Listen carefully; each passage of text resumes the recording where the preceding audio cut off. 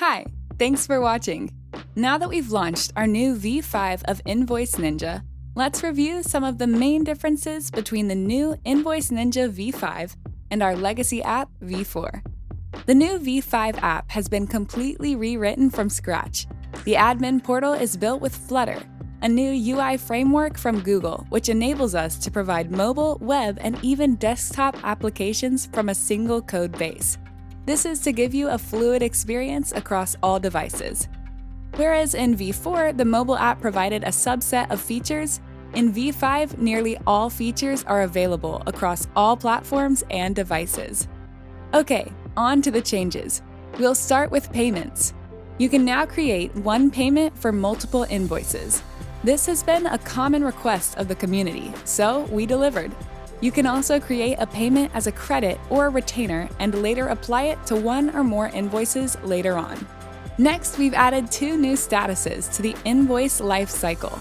A popular request has been the ability to cancel an invoice, i.e., the invoice number exists, but it's been voided to comply with accounting practices.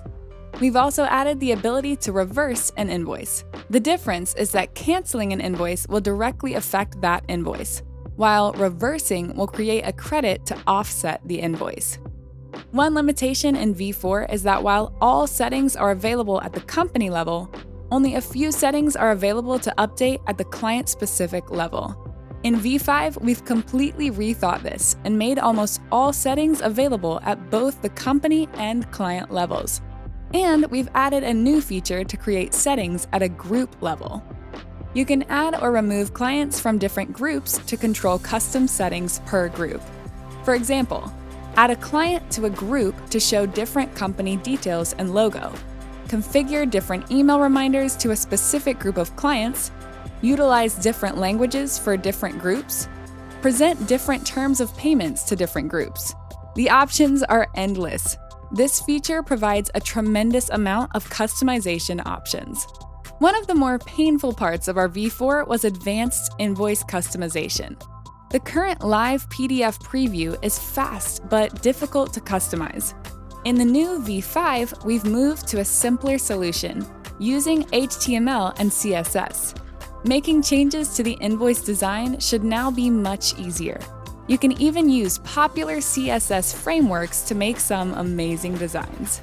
Another limitation in V4 is that we only supported one payment gateway of each type, i.e., you can only integrate with one credit card processor at a time. In V5, we've reformed this limitation. You can now add as many payment gateways as you'd like and order them to your preference. Finally, we've simplified the user model.